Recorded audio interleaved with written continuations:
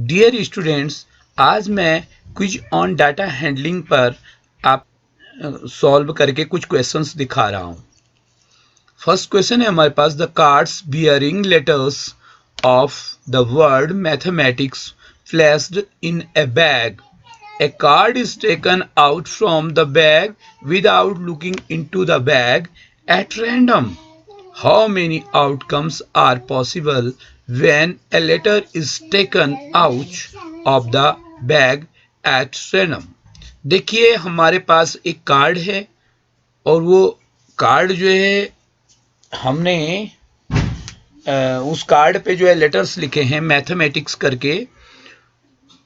तो इस कार्ड को अगर हम अपने बैग से निकालते हैं रैंडमली, बहुत सारे कार्ड रखे हैं लेकिन उनमें मैथमेटिक्स लिखा है सब कार्ड्स में, तो कितने आउटकम्स पॉसिबल है? तो देखिए इसमें 1 2 3 4 5 6 7 8 9 10 और 11, इसमें 11 लेटर्स हैं। तो जाहिर है कि कितनी प्रायिकता होगी इसकी, कितना चांस होगा इसका निकलने का? प्रायिकता होगी इसकी 11। The cards bearing letters of the word mathematics placed in a bag. A card is taken out from the bag without looking into the bag at random. Same question है, what is the probability of getting any vowel? तो ध्यान दें यहाँ पर हमारे पास 11 letters हैं और 11 letter में हमारे पास एक तो वॉवल ए है, फिर ई है और फिर ए है और फिर आई है, यानी जो नंबर ऑफ वॉवल्स है दैट इज 4। अब अगर हम कोई भी कार्ड निकालते हैं तो उसमें 4 वॉवल्स होंगे आउट ऑफ 11 लेटर्स। तो इसका जो प्रायिकता होगी, इसकी जो प्रोबेबिलिटी या प्रायिकता होगी वो होगी 4/11। Come to the next question here. Some cards are 2x, x इक्का जिनमें एक है।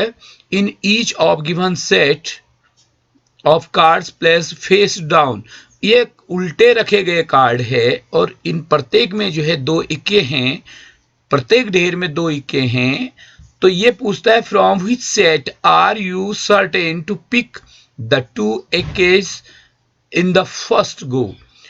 किस में चांस है? देखिए अगर इसमें हम कोशिश करते हैं, 4 कार्ड है, 4 में से 2 इक्के हैं, माना आपने ये कार्ड उठाया तो 100% श्योरिटी नहीं है कि इक्के ही उठेंगे। इसमें देखिए there are 5 cards placed face down, तो इसमें भी नहीं चांस है, इसमें भी नहीं है। तो देखिए इसमें तो दोनों इक्के हैं, जाहिर है केवल इसमें 2 कार्ड्स है, तो 100% चांस है in C. Come to the next question. Weight दिया गया है, कैटेगरी दी गई है, 44 से और 47 किलो के बीच में 3 लोग हैं, 48 किलो से 51 के 5 है, 52 से 55 के 25 है और 56 से 60 के 7 लोग हैं। Rohit collected the data regarding weights of students of his class. Rohit ने ये डाटा कलेक्ट किया and prepared the above table, ये टेबल भी बना दी है। A student is to be selected randomly, अब एक स्टूडेंट हमको सेलेक्ट करना है from his class for some competition. The probability of selection of the student is highest whose weight is in the interval. तो किस वेट के ज्यादा प्रायिकता होने की चांस है, यानी किस की प्रोबेबिलिटी यानी प्रायिकता, किसकी संभावना ज्यादा बार चुनी जाने की?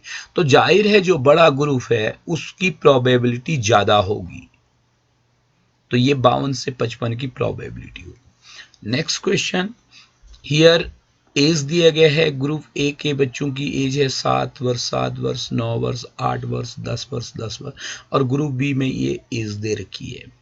तो age in years of 6 children, यहाँ 6 चिल्ड्रन हैं लेकिन अलग अलग ग्रुप में दिए गए हैं, 2 ग्रुप हैं 6 चिल्ड्रन के। 2 groups are recorded as above. अब इनका मोड निकालना है of group A, group A का मोड निकालना है। तो ध्यान दें यहाँ पर एक शब्द यूज हुआ है मोड, इसे हिंदी में कहते हैं बहुलक, यानी जो सबसे ज्यादा बार आया है। तो देखिए 7 2 बार आया है, 8 1 बार आया है, 9 1 बार आया है और 10 2 बार आया है। तो ग्रुप ए में जो मोड निकलता है वो 7 और 10 का निकलता है। इसी तरीके से ग्रुप बी में मोड अगर देखते हैं हम, तो ग्रुप बी में 7, 9, 11, 12, 12 3 बार है, तो सबसे ज़्यादा बार 12 है, तो ये मोड हो गया, मोड या बहुलक हो गया। अब यहाँ पर हम रेंज ऑफ ग्रुप ए देखते हैं। ग्रुप ए में रेंज कितनी है? देखिए, सबसे छोटा और जो सबसे बड़ा होता है उसके अंतर को रेंज कहते हैं। तो इसका 7 है और सबसे बड़ा 10 का है, तो जाहिर है रेंज 3 की है। यहाँ ये छोटा 7 है, सबसे बड़ा 12 है, तो रेंज है 5 की। अगला क्वेश्चन सेम क्वेश्चन है।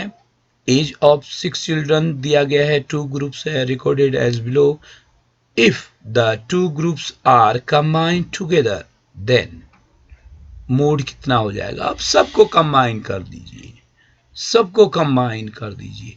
तो देखिए 7 3 बार है, 8 एक ही बार हो रहा है, 9 2 बार हो गया, 10 2 बार हो गया, 11 एक बार हो गया और 12 3 बार हो गया। तो ध्यान दें 7 3 बार है और 12 भी 3 बार है, इसलिए अधिकतम बार जो है वो बहुलक या मोड हो गया। अगला क्वेश्चन देखते हैं हम। Observe the data. इस डाटा को ऑब्जर्व कीजिए, देखिए and answer the following questions. Here 16, 15, 16, 16, 8, 5, 17. Which data value can we put in the data so that the mode remains the same? अब कौन सी डाटा वैल्यू इसमें पुट करें कि जो मोड है वो सेम रहेगा? तो ध्यान दें, पहले इसको देख लेते हैं। इस आंकड़े में मोड जो है 16 का है, यानी जो 16 है वो बहुलक है, और हमें उसका जो बहुलक चाहिए वो 16 ही चाहिए। तो कितना और जोड़ा जा सकता है? अगर देखो, हम कल्पना करो 15 को एक बार जोड़ देते हैं, तो तब तो मोड 16 की जगह 15 भी होने लगेगा, इसलिए 15 को तो हम रख नहीं सकते। 8 को हम रख सकते हैं, 16 को बढ़ा देंगे तो तब भी कोई फर्क नहीं पड़ेगा, और 17 को भी बढ़ा देंगे तो मोड 16 ही रहेगा। इसलिए इसका बेस्ट आंसर होगा 8 या 16 या 17। What will be the median of the first 9 even natural numbers? तो देखिए नेचुरल नंबर्स जिनको कि हम काउंट करते हैं 1 2 3 4 5 6 7 8 9 10 like this.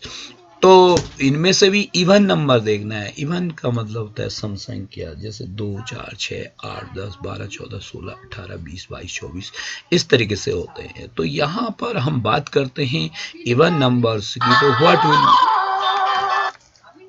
what will be the median? Median निकालना है, मादिका यानी बीचों बीच का कौन होगा? तो ध्यान दें, we have to take 9 even natural numbers.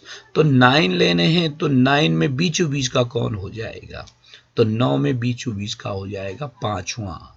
तो पांचवा हमने लिए हैं 2 4 6 8 10 12 14 16 18। तो इस तरीके से अगर हम लेते हैं तो बीचों बीच का कौन हो गया है? 10 हो गया है। तो मीडियन 10 होगा, जो बीचों बीच में होता है वो मीडियन होगा। The range of data. Data दिया गया है 3 7 1 -2 2 6 -3 -5 would change if 8 was added to each value in the data। देखिए इसका जो है हमने रेंज देखनी है, तो इसकी रेंज यानी जो सबसे छोटा आंकड़ा है और जो सबसे बड़ा आंकड़ा है वो इसकी रेंज कहलाएगा, यानी उनका जो डिफरेंस होगा वो रेंज होगा। लेकिन कल्पना करो कि प्रत्येक में हमने 8 जोड़ दिया है, तो जो सबसे छोटी वाली होगी वो भी 8 बड़ी हो जाएगी, और जो सबसे बड़ी होगी वो भी 8 बड़ी हो जाएगी। अब जब दोनों 8 बड़े हो जाएंगे, उनका डिफरेंस निकालेंगे तो वो डिफरेंस भी सेम निकलेगा, यानी उसकी रेंज जो है सेम बनी रहेगी। लेकिन ये कहता है कि यदि वो चेंज हो जाएगी, यदि हम प्रत्येक में 8 जोड़ देंगे तो नहीं चेंज होगी, रेंज सेम बनी रहेगी। Next question, given below are the heights of 15 boys. 15 boys की हाइट दी गई है of the class measured in centimetre. Observe the data and fill in the given boxes by X, entering correct answer. यहाँ पर इस data को भरना है। ये देखिए 15 बच्चों का वेट दिया गया है। तो सबसे पहले पूछा गया है कि the height of the tallest boy, इनमें से टॉलेस्ट बॉय कौन सा है? तो you see here 150 centimetre is the highest और टॉलेस्ट, तो इसलिए 154 इसका आंसर होगा।